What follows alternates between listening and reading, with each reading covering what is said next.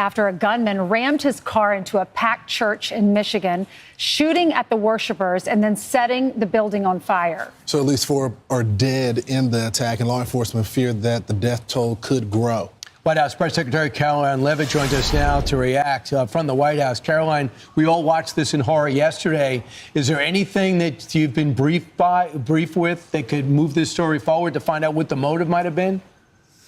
Well, first of all, I want to express our sincere condolences to the victims and their families and all of the members of this church who were gathering on a Sunday in the United States of America to worship Jesus Christ. And a crazed gunman rammed his truck into the church and started firing at these innocent Americans. And our hearts break. The president was very quick to put out a statement completely condemning this and assuring the American people that the FBI is on the scene. And I spoke with our FBI director, Kash Patel, bright and early this morning. He assured me and the American public that the FBI is currently executing multiple search warrants at the residences and the family homes of this perpetrator to try to get to the bottom of why he would commit such an act of evil. And the FBI is working with both state and local law enforcement, providing the full support of the federal government. And I just want to commend state and local law enforcement for their swift and incredible response.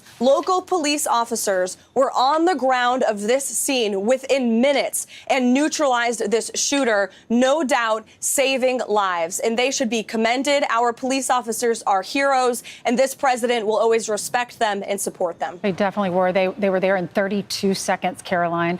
What did the FBI director tell you about the shooter? What do we know?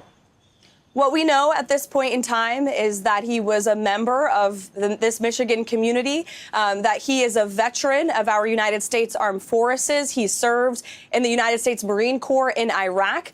His family is cooperating with the FBI, and so they are currently trying to dig in and get to the bottom of why he committed this heinous act of violence. It's unfathomable. And as the president rightfully put in his Truth Social yesterday, this appears to be yet another targeted attack on Christians. And the Trump administration is fully committed to not only investigating these crimes, but prosecuting them to the fullest extent of the law, but also working very hard to prevent them, to see if there's red flags. The FBI is going to treat those as public safety emergencies and investigate them to try to prevent such violence from taking place in our country.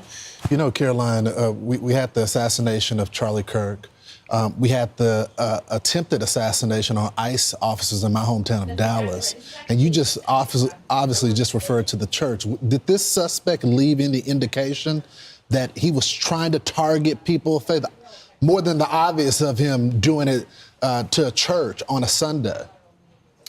Well, from what I understand, based on my conversations with the FBI director, all they know right now is this was an individual who hated people of the Mormon faith. And they are trying to understand more about this, how premeditated it was, how much planning went into it, whether he left a note. All of those questions have yet to be answered, but certainly will be answered by the FBI. I think the American people in your audience can be assured.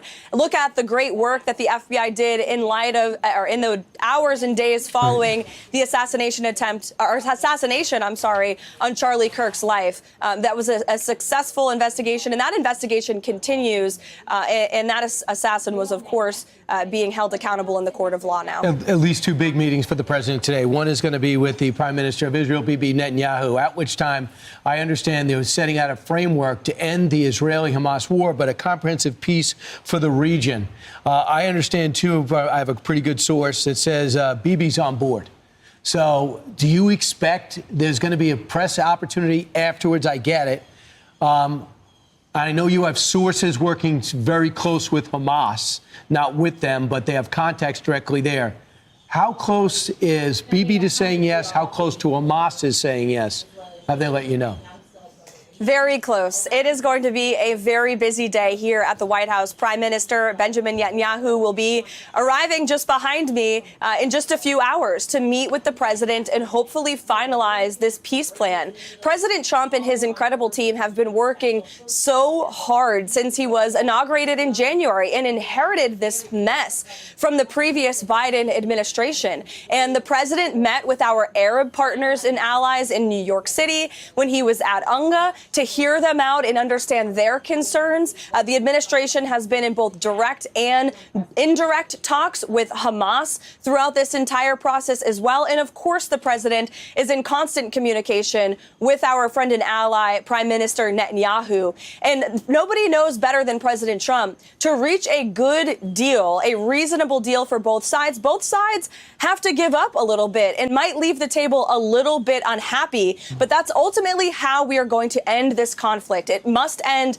at the negotiating table. The president has made it very clear he wants to see the killing end. He wants all of the hostages released. And that's why Special Envoy Witkoff drafted up this very detailed and comprehensive 21-point plan and has proposed it to both sides. So we hope that both sides agree. That's the president's expectation. That is his hope. And he'd love to see this conflict finally come to an end and to ensure a lasting peace in the Middle East, just like he did in his first term. Has Hamas responded to the proposal? If Bibi's on board, we know Donald Trump is. What about Hamas? Well, those discussions will continue to take place today. I know the president will be speaking to our friends in Qatar who have served as incredible intermediaries between the United States and Hamas, and we've had some direct talks with them as well. So that's always kind of the crunch point, right? We get everyone to agree, and then Hamas has to agree as well. And so, again, this is why we've drafted a 21-point, incredibly detailed plan that we know can be and must be agreeable to both sides. The president wants to see to that. So, Caroline, I know the president is supposed to meet with top congressional leaders today. I've heard that they want more funding for illegals, NPR funding, USAID.